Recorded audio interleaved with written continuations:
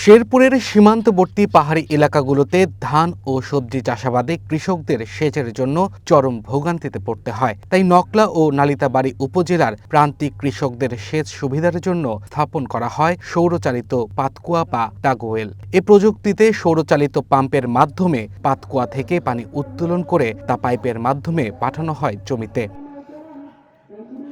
এসব পাতকুয়ার গভীরতা ছিল ১১৮ ফুট, আর পাম্প চালানোর জন্য বসানো হয়েছিল ৩,০০০ ওয়াট ক্ষমতার বিশেষ সোলার প্যানেল। শুরুর দিকে কিছুদিন পানি উঠলেও বছর না যেতেই বন্ধ হয়ে যায় পানি ওঠা, আর ধীরে ধীরে কমতে থাকে এর কার্যকারিতা।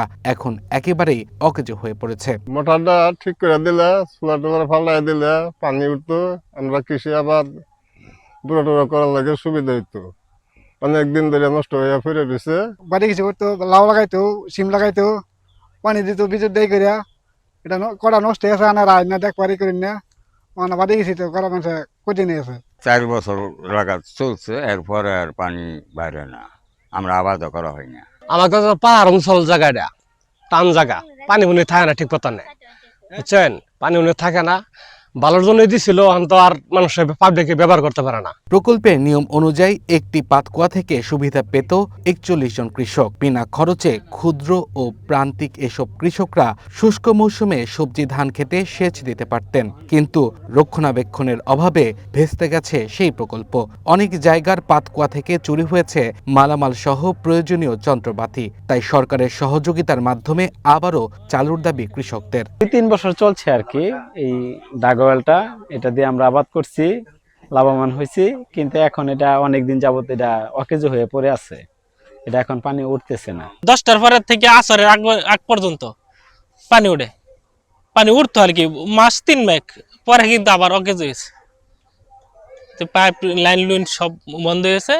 অনেক এটা দেখাশোনার তদারকি করার কেউ নাই। সেই আবাদের জন্য খুবই ভালো ছিল, কিন্তু হঠাৎ করে এটা সবকিছু নষ্ট হয়ে যাওয়ার কারণে কে আবিজাবি এগুলো সব খুলে লয়ে গেছে।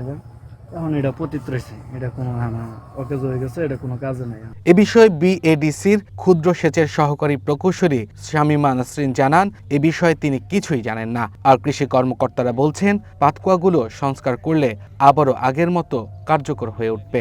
এখানকার উপজেলা অফিস থেকে নিতে পারেন, উপজেলা চেয়ারম্যান ওদের কাছে, কারণ এটা আমাদের কোনো ছিল না, এটা সরকারি তত্ত্বাবধানে ছিল। ওরা আমাদের যেহেতু ইঞ্জিনিয়ার ছিল, তারা একটু টেকনিক্যাল বিষয় দেখছিল যে কাজটা ঠিকভাবে হচ্ছে কিনা।